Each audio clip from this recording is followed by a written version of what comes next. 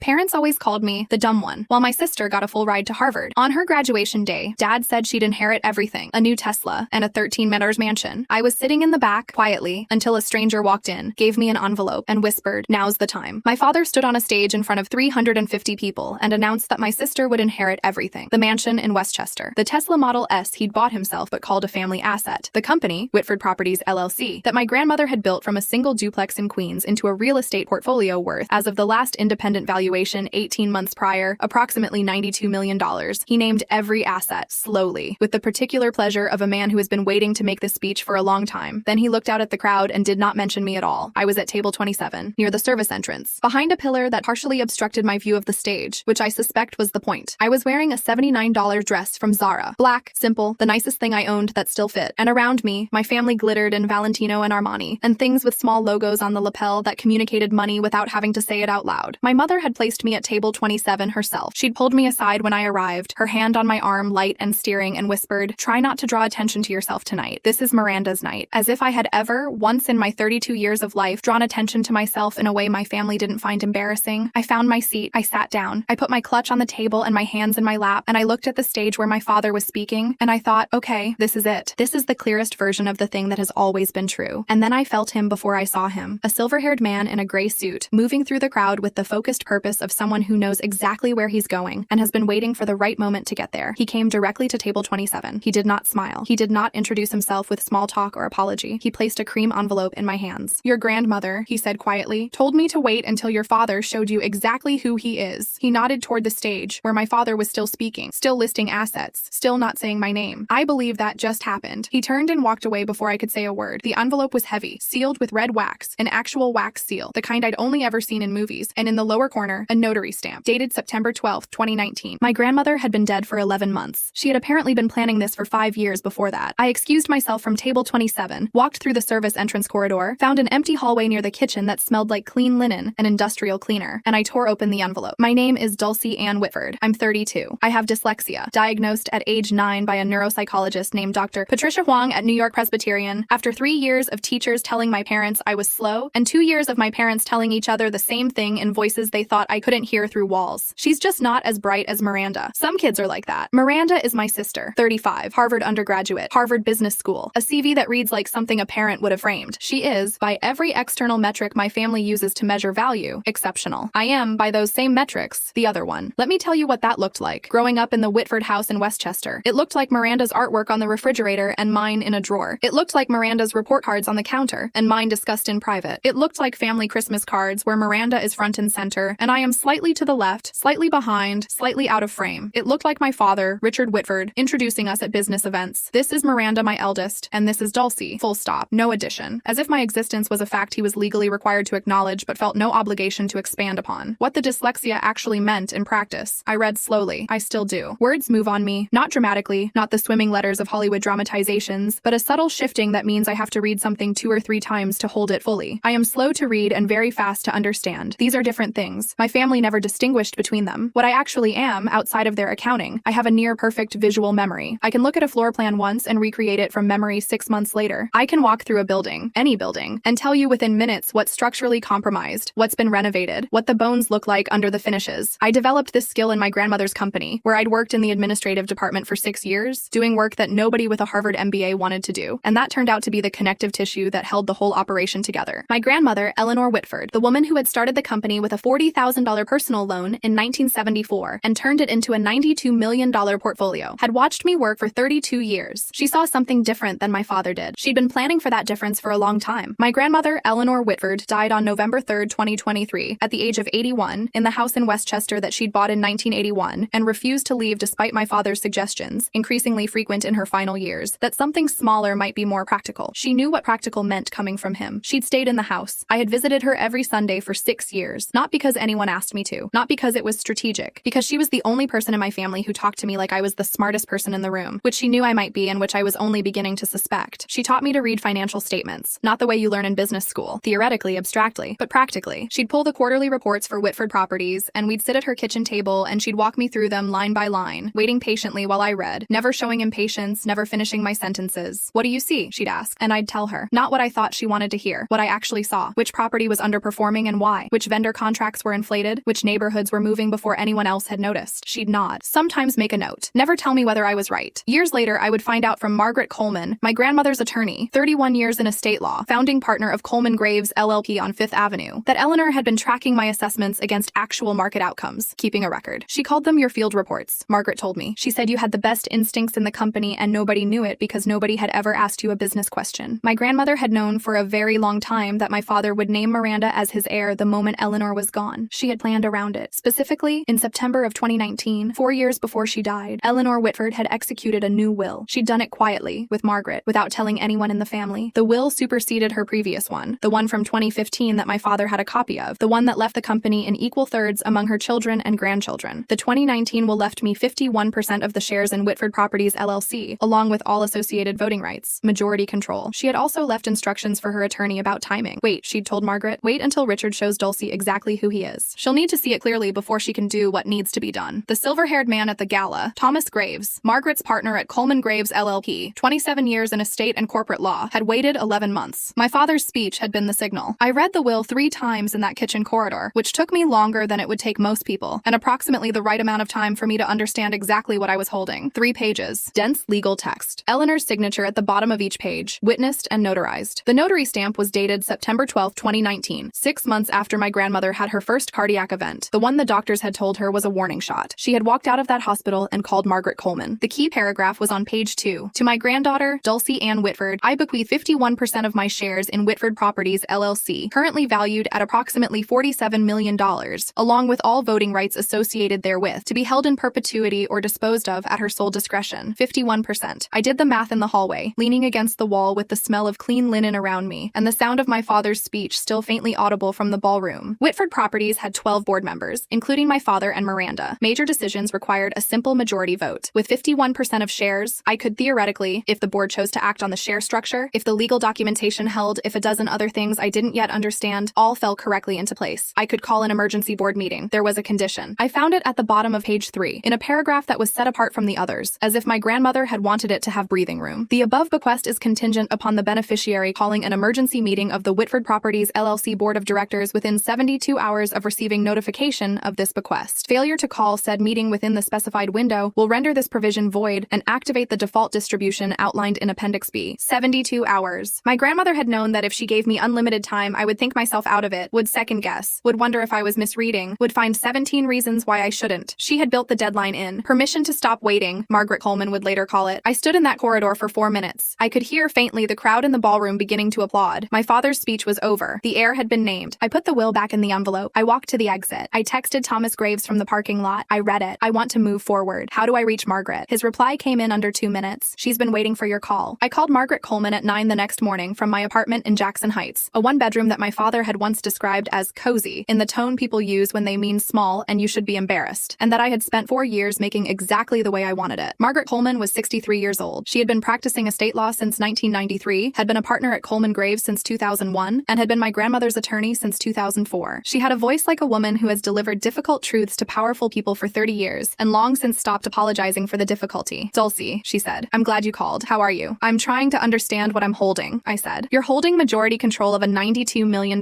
company, she said. That's what you're holding. Quick pause. If you want more stories like this in better quality, my Spotify's linked in the description. She walked me through it for 2 hours. The legal mechanics, the share structure, the board composition. Under New York law, the 2019 will fully superseded the 2015 version, as long as Eleanor had demonstrated full legal capacity at signing, which Margaret had documented carefully, and which she described as bulletproof because I anticipated your father would test it. She also walked me through the 72-hour condition. Your grandmother was very specific about this, Margaret said. She understood your tendencies, Dulcie. She loved them. She thought they were what made you good, but she also knew that given infinite time, you would find a reason to wait. She wasn't wrong, I said. She was never wrong about the things that mattered. A pause. The board meeting request has to be filed in writing, with 48 hours notice to all members. If you authorize me to file it today, the meeting can be called for day after tomorrow. That falls within the window. I thought about my father, about Miranda, about table 27 and the service entrance, and try not to draw attention to yourself tonight. File it, I said. Margaret filed the board meeting request at 10:17 a.m. on Friday morning, citing Section 7.4 of the Whitford Properties LLC operating agreement, which allowed any shareholder holding greater than 25% of company shares to call an emergency board meeting. She listed the purpose: review of shareholder documentation and company leadership structure. It went to all 12 board members simultaneously. My father received it at 4:06 p.m. Miranda Miranda called me at 4:51 p.m., 45 minutes. That's how long it had taken them to discuss, panic, strategize, and decide that calling me was the right move. I imagined that conversation. My father's voice, controlled and contemptuous. Miranda's voice, the one she uses when she's performing calm over something that's rattling her. My mother somewhere in the background, probably asking if anyone wanted tea. My phone lit up with Miranda's name, and I let it ring twice, took one breath, and answered. Hey, I said, neutral, casual, the voice of someone who had not spent the last 32 hours reorganizing her entire understanding of her own life. What did you do? Not a question. The flat declarative of someone who is trying to sound like the situation is beneath them while their hands are shaking. I'm not sure what you mean, I said. Margaret Coleman hasn't called a board meeting in 15 years, Dooley. She still called me Dooley. She'd called me that since we were children. A nickname that was supposedly affectionate and was actually a way of making sure I never forgot that she was older, more capable, more everything. You don't call board meetings. You file permits and answer phones. That last part landed where she intended it. I had spent 6 years doing administrative work for Whitford Properties, permitting, filing, scheduling, the organizational infrastructure that kept the company functioning. And Miranda had never once suggested that this work was skilled or significant. It was just the thing Dulcie did, because Dulcie couldn't do the real things. Maybe the board has concerns, I said. Concerns. A pause charged with the specific energy of someone recalibrating. What did you find? I let the silence sit for 4 seconds. See you at the meeting, Miranda. She hung up. I put my phone face down on my kitchen table and sat with my hands flat on the wood surface and breathed. Through the wall of my neighbor's apartment, I could hear, faintly, a television. Someone laughing. My grandmother had looked at this family clearly for 60 years, and she had chosen me, not Miranda. Not my father's legacy, not the path of least resistance. Me. I had 72 hours to be worth that choice. I did not sleep much the night before the board meeting. Not because I was afraid, exactly. Because I was preparing. I had 6 years of administrative work at Whitford Properties. I had access to every filing I'd ever processed, every permit I'd ever pulled, every vendor contract I'd ever scheduled for signature. I had the financial statements my grandmother had taught me to read at her kitchen table every Sunday. I had a visual memory that had cataloged every building in the portfolio, every renovation project, every property that had quietly underperformed for 2 years, while the quarterly reports framed it as a temporary adjustment. I also had something else. 18 months earlier, while processing a batch of vendor contracts for renewal, I had noticed something. A discrepancy. Not dramatic, not obvious, the kind of thing you'd miss if you were reading fast, which most people were, which was probably the point. 3 vendors in the renovation division were billing at rates approximately 30% above market, as established by the competitive bid documentation that was supposed to accompany every contract over $50,000. The documentation existed, but it had been created after the contracts were signed, not before. I know this because I process the filing timestamps. I file everything. I notice timestamps the way other people notice fonts. I had flagged it internally 18 months ago in writing to my direct supervisor, a man named Carl Reeves who had been with Whitford Properties for 12 years and who reported to my father. Carl had told me I was probably misreading the dates, had used those exact words. You're probably misreading the dates, Dulcie. I had not pushed it. I'd filed my memo in the administrative system and moved on. That memo was still there, time-stamped, documented. I pulled every related file at 11 p.m. and printed them at the 24-hour FedEx on Junction Boulevard. 47 pages. I organized them in a Goodwill portfolio I'd bought for $12. Navy blue, 3 rings, slightly scuffed at the corners, and I stayed up until 2 a.m., tabbing and labeling everything in red pen. At 2:08 a.m., and I texted Margaret, I have documentation of potential vendor fraud in the renovation division. 18 months of records. Should I bring it? Her reply came at 2:11. Bring everything. Always bring everything. I went to sleep at 2:30. I set 3 alarms. I borrowed a blazer from my neighbor Yolanda. 2 sizes too big, charcoal gray, the kind of blazer that communicates seriousness without trying too hard, and I was dressed and out the door by 7:15 a.m. The Whitford Properties boardroom was on the 14th floor of a midtown office building that my grandmother had purchased in 2003, and which remained, in my assessment, one of the 3 best assets in the portfolio. 12 leather chairs around an oval table, floor-to-ceiling windows facing north, and above the fireplace on the east wall, a portrait of Eleanor Whitford at approximately 60 years old, painted from a photograph taken in 1994, the year the company crossed $10 million